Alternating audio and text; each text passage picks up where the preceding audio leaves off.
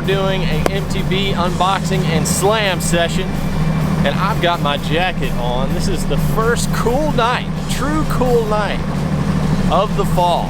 It's been hot, water's cooling down, so we got our September edition MTB Pro box. We're gonna go see if we can catch some bass on the baits in this box. They should be biting.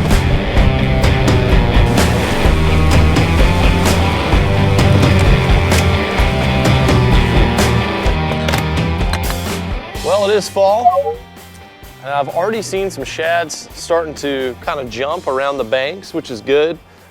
We've had cool water, and this is a time of year where I really like to throw a lot of crankbaits, a lot of spinner baits, chatterbaits, moving type stuff. And one of the things that we got in our mystery tackle box this month was a Rapala DT. This is a 4, yeah. I love the Rapala DT series, and I throw a lot of the DT4s and the DT6s, especially this time of year. I've got this rigged on 12-pound fluorocarbon line, a 7-foot medium action glass composite rod, and a high-speed gear ratio reel. I like a high-speed gear ratio reel when I'm cranking shallow diving crankbaits like this. It's got a nice little erratic action. We're gonna bang it off some rocks and some other shallow structure and see if we can get bit. When people talk about a wind-blown bank, this is it right here. And more importantly, more particular, it is there's a fish already. It is a wind-blown point, which can be really productive in the fall as well. That was literally, I think, my second cast on this little rock point here. One of the things I really like about this DT series, just kind of like that perfect little rattle. It's not too crazy. Early spring, I like pretty loud rattles, but in the fall and late summer, I like either no rattles or just really subtle rattles.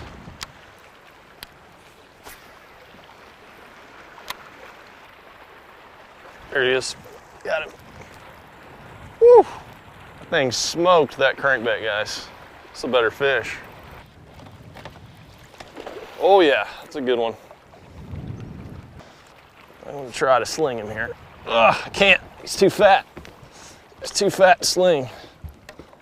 Oh, there we go. Woo! Look at that one right there, guys. Oh, God, he crushed that DT4 so hard. See how healthy that fish is? Just tail is super mega thick. Awesome. All right, here we have another point. Same kind of water depth, but there's a boat ramp on it. I'm gonna see if I can get bit on this Skinny Bear 2.5. I definitely want to see what we can drum up here with this Skinny Bear, and I want to see how good it's gonna run. Fishing it kind of fast in shallower water, that's always a good test for a crankbait to see if they can track true and hold up. Oh, I got one. I got him. These fish are flat out feisty right now. I mean, this fish has jumped 3 feet up in the air. All right, there we go. A feisty one. Super feisty. That's one thing I really like about this bait. It's a smaller shad profile. So even though this bait dives really deep, it's not gonna be a massive profile where these fish are feeding on these small shad, they'll get turned off by it. There's one, got him. Oh, he's like going under the boat now. This might be a better fish. Oh yeah, it's a good one. Definitely a good one here. Got himself a mouthful of crankbait though. Woo! Get up in here, baby. Yeah. There's a good bass. Look at that guy. Ah, another 4-pounder. That one was out there a little bit deeper actually. 9 feet of water. And he ate that crankbait. Really awesome fish. I found a little pile of rocks or something out here, and I've gotten bit on it 3 or 4 times now. I'm starting to figure out where it is. There he is, got him. Got him. Oh, it came off, came off. Wow, that thing absolutely hammered it. I've missed 3 bites on this crankbait. I don't know, the hooks are really sharp on it, but I don't know, maybe they're just swiping at it.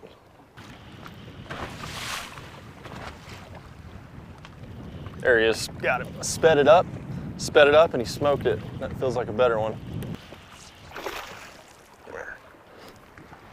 Nice one though.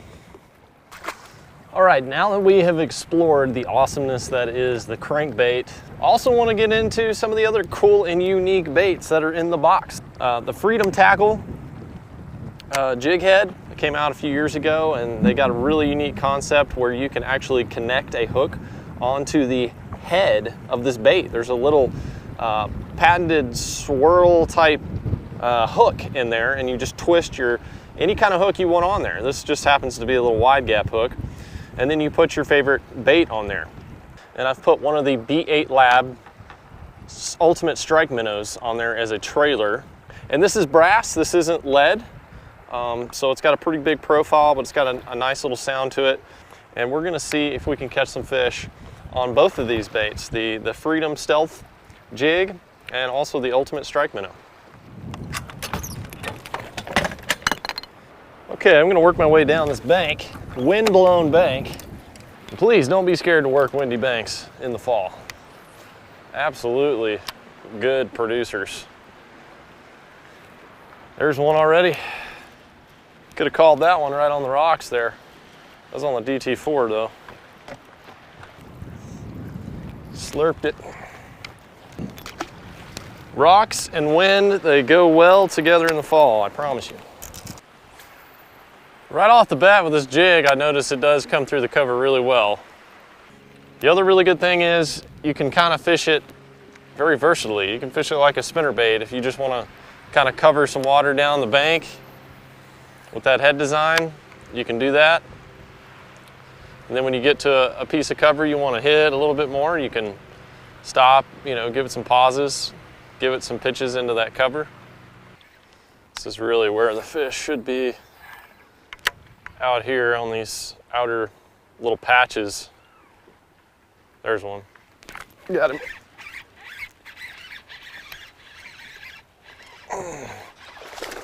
It's a decent one. Well, he hit it pretty good. That hook performed really well. Really, really well. Right there on the side, totally pinned.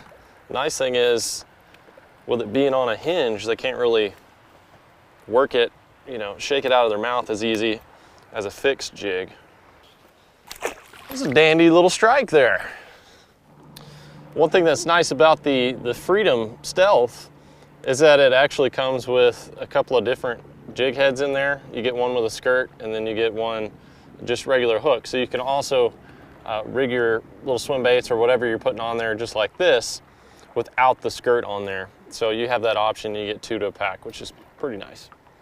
What I really want to do is take this B8 Lab Ultimate Strike Minnow and just put it on a light-weighted hook. Strong flavor, it says. I'm not sure what's in here, but it definitely stinks. But it looks like it's going to have some pretty good action. Got some ribs on it, little boot tail.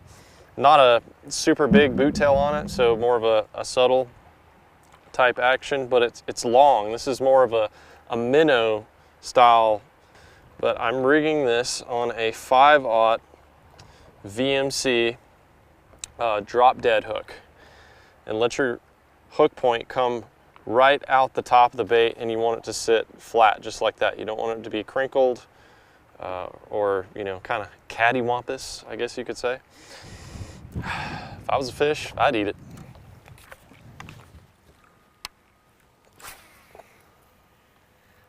Ooh, man. Way back in the sticks there. That's the nasty zone. There he is, got it. Oh, he was right where he was supposed to be. I just didn't do everything I needed to. Yeah, he chomped it. Yep. Another one. Got him in the trees. Oh. There he goes. Oh man, I really need to be fishing braid right here. Woo! Better fish than what I thought. There we go. Nice, healthy fat fish. Love fishing these little swim baits like this on this drop hook, but that little minnow. Whew. All right. If that would have been a bigger fish, I'm not sure I would have got him out with this setup. This is perfect for open water and light cover, but there's another one. Gosh. Gosh. They're smoking this thing. Oh man, this one's fresh.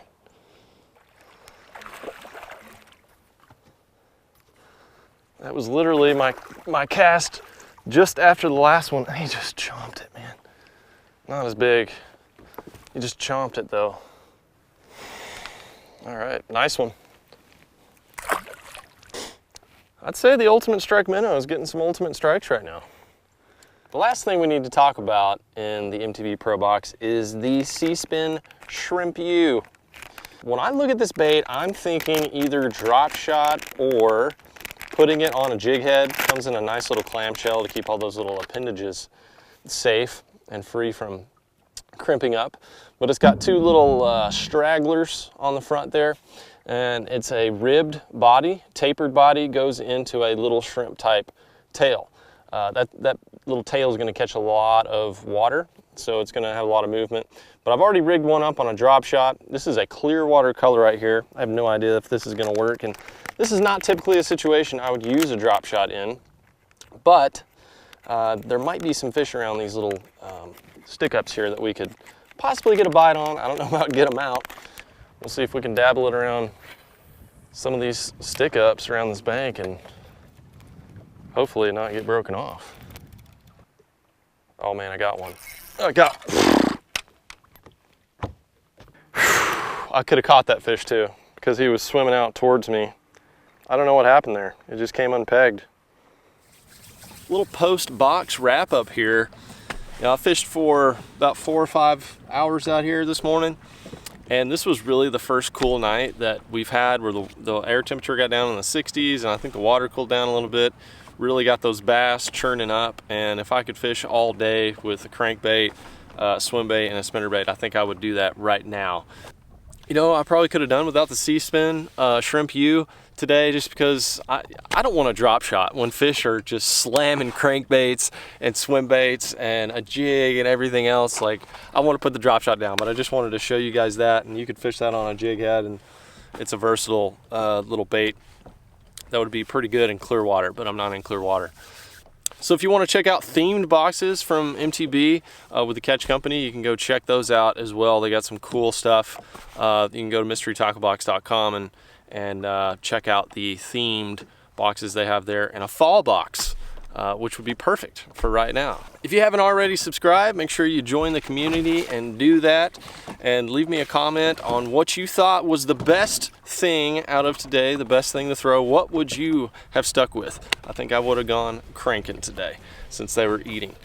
But let me know in the comments, and if you want to see more fishing action, you can check out the annotation links at the end of this video or in the description box below. And hey guys, thanks for watching. We'll catch y'all later. Yeah. Clear picture of there are actual fuzzies in here. We're not sure what they are. Should I sign a release? So, I mean, no, this is just. I think we're good. There's nothing on there that says not this safe for human consumption. It's like a snake. Yeah. Now remember, we're not actually eating a chunk. All we gotta do is actually just see that your tongue touches the catfish bait. Literally just like, it's like a snake. So I'm assuming this thing, it just swims on top of the water, and this tail really gives it a lot of action.